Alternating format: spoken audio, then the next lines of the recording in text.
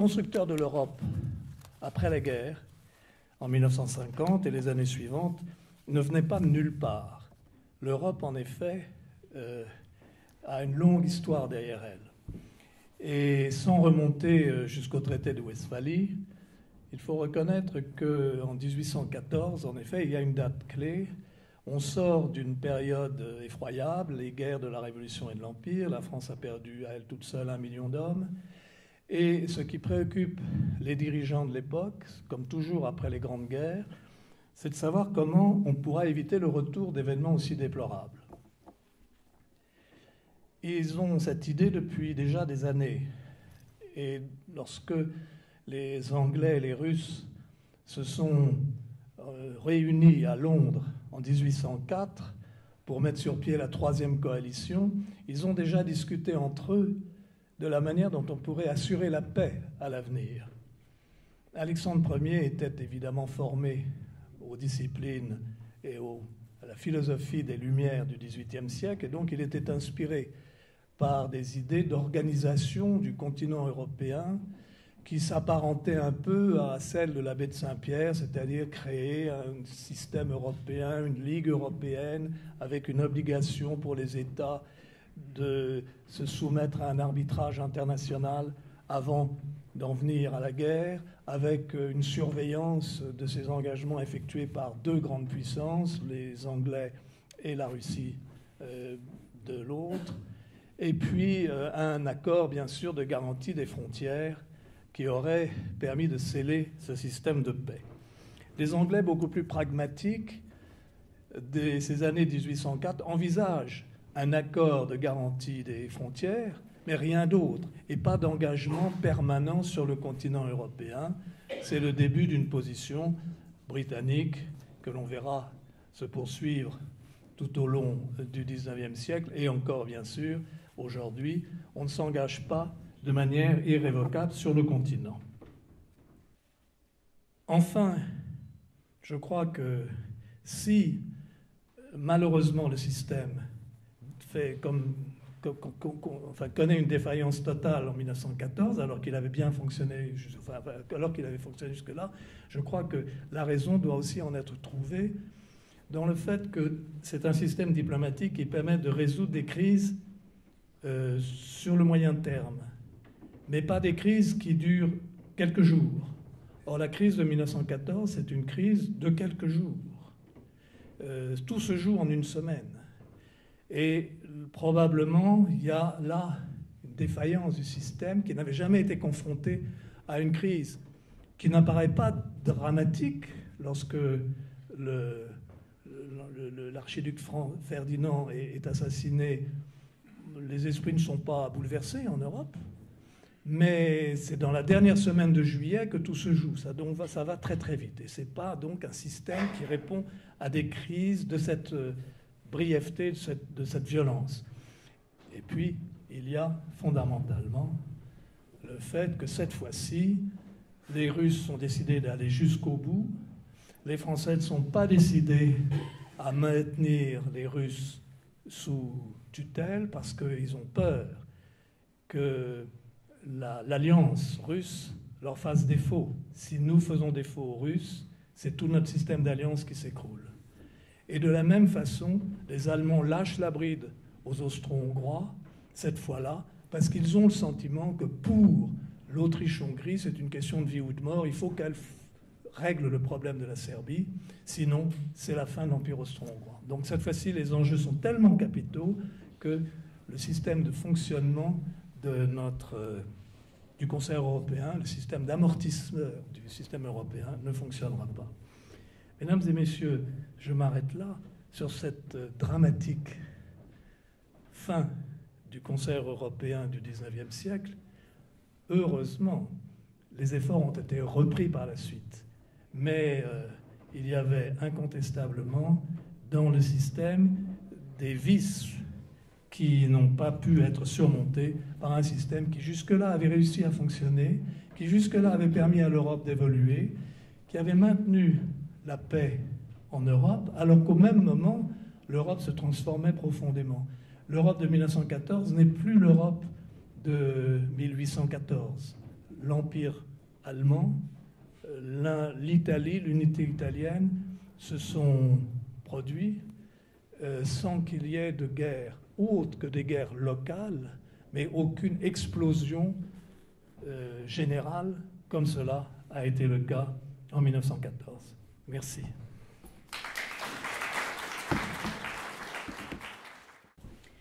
Si vous me le permettez, je vais revenir un tout petit peu en arrière avant de commencer sur la période qui est la mienne, 1914-2014, pour donner quelques éléments supplémentaires quant à la situation politique internationale de l'Europe à la fin du 19e et au début du 20e, et avant que commence la guerre.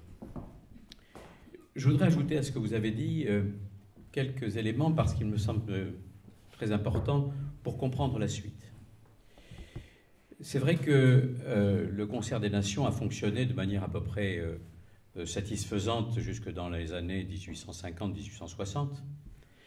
C'est vrai que la guerre de Crimée, plus que 1848, a été la première rupture, puisque ce sont des puissances européennes qui se sont affrontées sur un sujet qui est un sujet en réalité relativement secondaire, mais décisif en tout cas au minimum pour une puissance, c'est-à-dire la Grande-Bretagne sur laquelle j'aurai l'occasion de revenir. Mais il me semble tout de même que, à part le principe des nationalités lui-même, il y a un élément qui est tout à fait nouveau, c'est l'élément économique. Nouveau dans sa forme, pas évidemment sur le fond, c'est la révolution industrielle.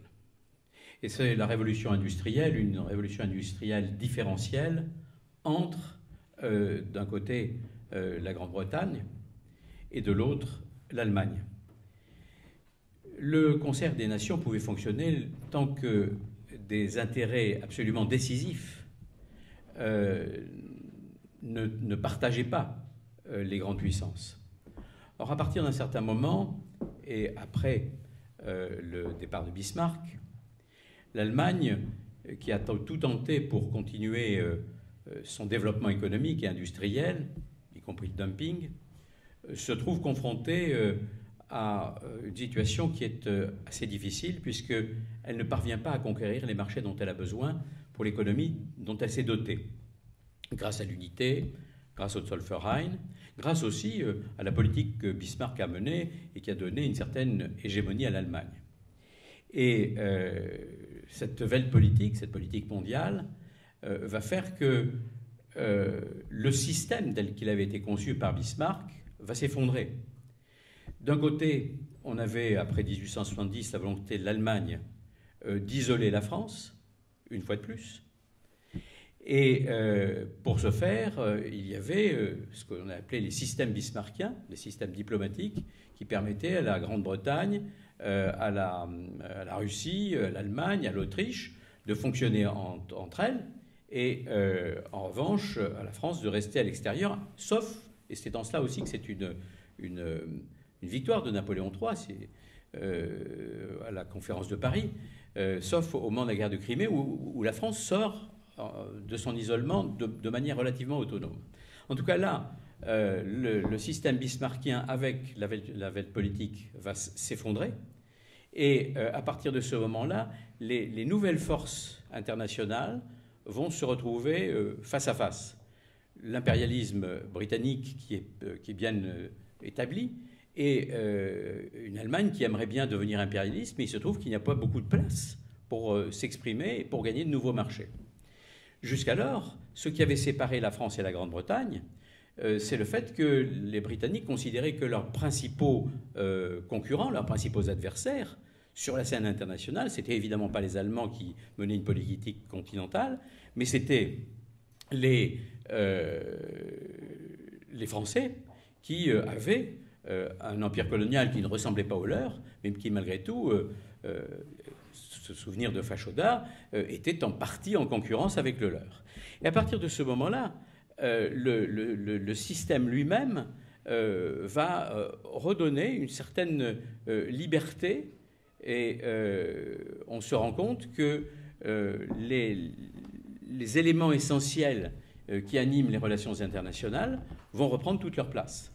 Et c'est effectivement le premier élément que vous avez cité à plusieurs reprises, le nationalisme, qui va être, si j'ose dire, à la manœuvre pour conduire les différents pays au cataclysme que l'on sait.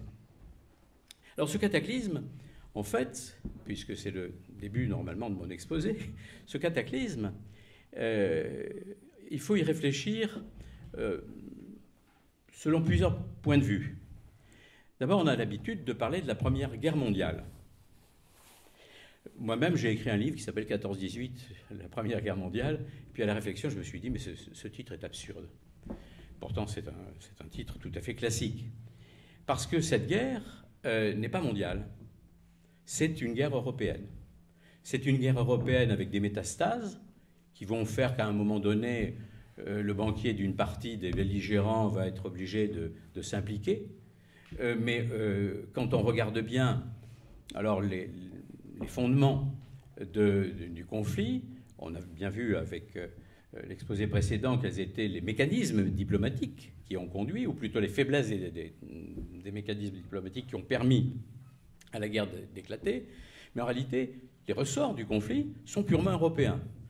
En réalité, il y a un phénomène qui est en train de se développer, qui est un phénomène fort intéressant, et c'est peut-être, de mon point de vue, une des rares grandes réalisations politiques durables dans le monde depuis fort longtemps, c'est qu'est en train de se constituer ce qu'on appelle aujourd'hui l'Union européenne.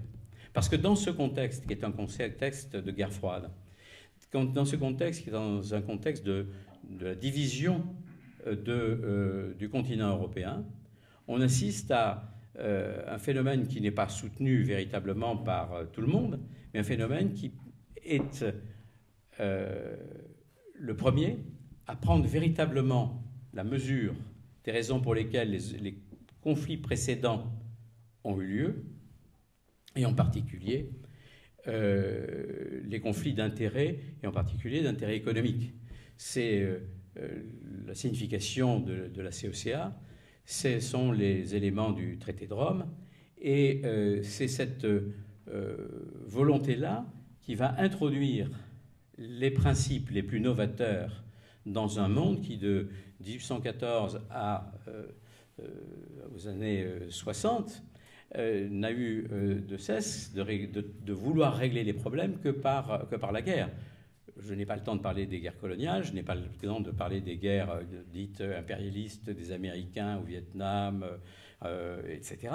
Mais jusqu'alors, on n'a pas, sauf dans cette Europe-là, décidé d'adopter des principes qui sont ceux et qui ressemblent à ceux du concert des nations, du compromis, de la discussion, de l'adoption de règles prises en commun et de la conciliation non seulement des intérêts, mais de la mise des intérêts en commun.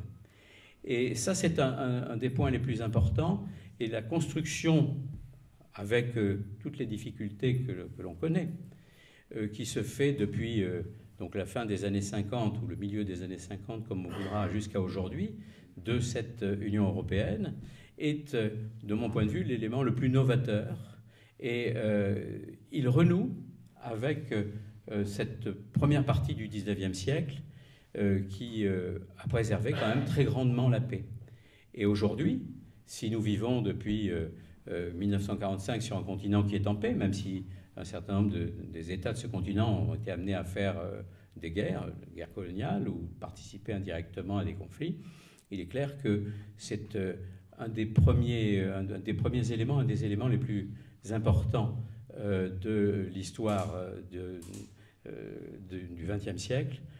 Je pense que, même si c'est plus court, même si c'est moins sanglant, et pour cause, que ce qu'on appelle la Première Guerre mondiale, la Seconde Guerre mondiale, les différentes révolutions, les totalitarismes, etc. Je pense que dans son caractère humble, la construction européenne est ce qu'il y a de meilleur depuis 2 siècles. Voilà, je vous remercie. On se pose toujours le problème de l'entrée de la Turquie dans l'Union européenne. J'ai été surpris d'entendre M. l'ambassadeur, au début de son analyse, dire que déjà en 1810, il y avait ce problème. Comment se fait-il qu'on n'ait jamais résolu ce problème? Est-ce que la Turquie est en Europe? Est-ce qu'elle n'est pas en Europe? La question est éternelle. Ce qui est certain, c'est que elle est tellement impliquée dans le jeu européen que tout au long du XIXe siècle, on ne l'oublie jamais. Mais en même temps, dans les calculs de la diplomatie européenne, on va même, jusqu'en 1856, au Congrès de Paris, à reconnaître que la Turquie doit bénéficier des principes du droit européen et du concert européen. C'est-à-dire qu'on ne la considère pas vraiment comme membre du concert européen, donc pas vraiment membre de l'Europe, mais quelque chose comme très proche. Au fond, on lui propose à l'époque une espèce de situation qui ressemble à ce qu'aujourd'hui on lui propose, c'est-à-dire un traité d'association. Le problème, c'est que les Turcs en veulent plus.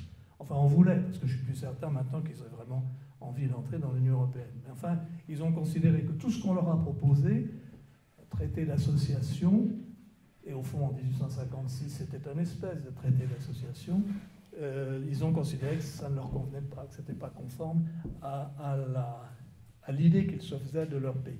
Et ce qui est certain, c'est que la Turquie est très présente dans les problèmes européens. Ça, il n'y a aucun doute. Je vous remercie. Merci. Merci.